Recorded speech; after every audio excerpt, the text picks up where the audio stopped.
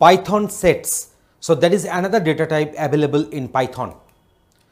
In Python, a set is an unordered collection of unique items. No duplicate elements are allowed in set and must be immutable.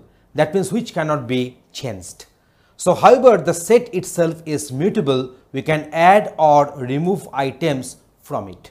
So now we have defined what is a set, and in Python we usually enclose a set within curly braces, and set members must be unordered, and there will be each and every data item will be unique in values.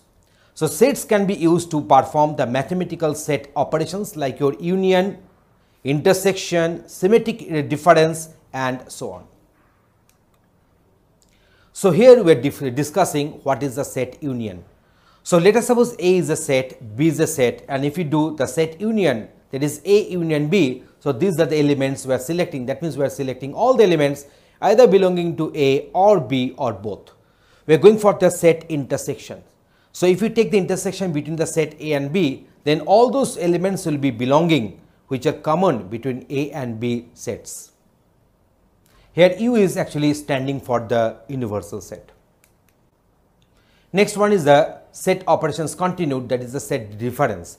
If you do A minus B, then you are remaining with those elements which will be in A, not in B. But if you do the set symmetric difference, in that case if you go for A set symmetric difference B, then those elements will be selected which will be either in A or in B, not in common. So here we are having the Python set methods. So which will add an element to a set. Clear, remove all elements from a set. Copy, returns a shallow copy of a set. Next one is the difference, return the difference of two or more sets as a new set. We are going for the difference update, discard, remove an element from the set if it is a member. Do nothing if the element is not belonging to the set, not the member of the set.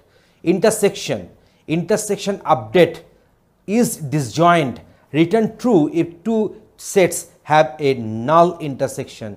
Is subset, return true if another set contains this particular set. We are having this is superset, we are having this pop, that is the pop method, that is the remove and return an arbitrary set element, raise key error if the set is empty. So in this way you see all the methods we have discussed with the respective short discussions. Okay, next one is the all, return true if all elements of the set are true. So these are the list of methods which are Python built-in functions which are applicable with set also. So any, return true if any element of the set is true. Enumerate, return an enumerate object, it contains the index and the value of all the items of the set as a pair. So index, that is a position number, and the value, so that will form a pair and that will be printed, that will be the output here. So now we are going for this len, that is a return the length, that is the number of elements in the set. So these are the other methods are there. These are the Python built-in functions which can be applied on the set data type. So I think for the better clarity, let us go for one practical demonstration to show you that how these methods can be applied on a set. And before that, obviously we should show you that what is the set, how to define it, and what are the different basic operations which you can carry out on a set. So here is the demonstration for you. A set is an unordered collection of items. That means within the items, within the members of the set, there is no ordering. The elements, the items can be in any order. And every element must be unique. No duplicate elements will be allowed in a set, and must be immutable. That means those elements cannot be updated, cannot be changed. However, the set itself is mutable. That means we can add or remove items from a set. Sets can be used to perform the mathematical set operations like our union, intersection, symmetric difference, etc. So let us discuss how to create one set. Here we have defined one set of integers. In case of set, the elements will be separated by commas and the whole set will be enclosed within curly braces. So if I print it, you can find that the set has been formed. A set may have different type of data. That means elements will be from mixed data types. So here we are having this 101 of the type of integer, Ognivo is of the type of string, and here we are having one tuple. The tuple can be also a set element. So you can find that the respective my set2 has got printed. If we, while defining one set, if I put some duplicate values, then those duplicate values will be eliminated. Only the unique values will be there in the set ultimately. Now in this case, a set cannot have mutable items. Here you can find that we are defining one set where list is as one of the elements, but list is containing mutable items, so this particular set cannot be formed. So if I go on printing, if we try to define one set here, then type error is coming and unhashable type list is the respective error message. So you can find that creation of a set from the list as one of the elements is not possible. So we can make a set, but we can make a set from a list using the method set. So here we are having one list, we are doing one method set here, and then we are going to get one set accordingly. And now if I want to make one list from a set, so set will be enclosed within the curly braces, and here we are using the method list, and then we can get a list from this set here. So you can find that we have got one list here, and here you can find the type of the my list one. So here the class type is list here. Next we are going for operations on a set. So on a set we can perform multiple different operations. So let me go one by one. So at first we are defining this particular set here, having the value 11, 33, 44, 66 and 55. You can see this set of values are there, might be in the different order. So now the set members cannot be accessed using index. So 0 is the index. So if I want to access the my set 1 0, if I want to access this one, error will be coming, and the type of the name of the error is type error, and set object does not support indexing is the error message. So that means I cannot do this one. That means indexing is not allowed, not getting supported on a set. Okay, now next one is that, so if we go for adding one single item, so we can use the method add. So in that case 77 will be added as one of the elements. But if I want to add multiple items, then you can go for the method update, and here the multiple items are to be enclosed within square brackets. That means it is a list. So list of items can be passed as input argument to the method, that is our update. In that case you can find that 88, 99 and 22, these three values have got added to the set. Now you see we can go for the update. In that case of update, we can add a list, we can add a set. So here you see 103, 104, 105, they are nothing but a set, and 100 and 102, they are nothing but a list. So looking at the brackets enclosed, we can easily find, and then you can find that this particular my set 1 is having those values included and added. Now we are going for the remove and discard. So you can find that in case of remove and discard, so initialize my set. So at first my set 1 has got this set of values and we have printed that one. Now we are going for the discard 4. That means discard an element which is not present, but you can find that no error is coming, no error message is coming, because the discard will handle that error near situation. So my set 1, if I go for my set 1 printing, then I'm getting the same set of items. But if you use the, instead of using the method discard, if you use the method remove, and if you pass an element which is not there in the set, you will be getting one error. So I'm just going to show you that one. So this error is known as the name error. So that is the name my set is not defined here. So let me go for this my set 1, I think. Okay, so now if I go for this, I can find this one, that is a key error. So that means 6 is not present in the respective set, because you can find that 6 is not all present there, but 66 is present. So 66 can be deleted, can be removed.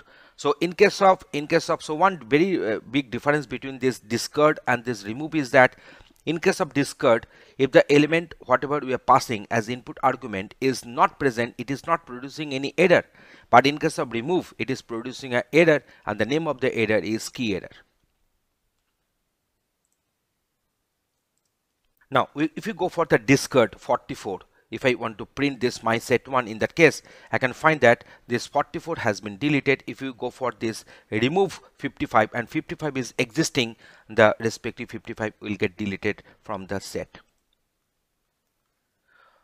So now here we are going for the method that is the pop, and here we are having one set defined, and now we are going for this my set 1 dot pop method, and then you can find that 33 has been popped out, has been deleted. If you go for another time pop method, the 66 has been deleted. Here these particular values can be selected randomly. So clear my set, in that case the set will be existing, my set 1 will be existing, but all its elements will get cleared. So whenever I'm going to print my set 1 after issuing this clear method, we can find that the set is existing but no elements are there. Let us go for different set operations. So at first we are going for this union. So we are having my set 1, we are having my set 2, we have printed those two sets. Now this union can be done using either using the operator filter or using this method dot union. So my set 1 dot union my set 2. So I have shown that in whatever the way in which we are doing the union, ultimately we are landing to the same result. That means union is taking place. In case of union, the duplicate values will be occurring once. So 4 and 5, they are the duplicate values between these two sets, my set 1 and my set 2. But they will be occurring once because set will always a collection of unordered distinct elements. So they will be occurring once ultimately in the union, after union. We're having this intersection. Next one is our intersection. You can find that my set 1 and my set 2, we are having the set of values there, and if you go for the intersection, then we are landing with this 4 and 5 only. Intersection can be done using the operator ampersand or using my set 1 dot intersection my set 2.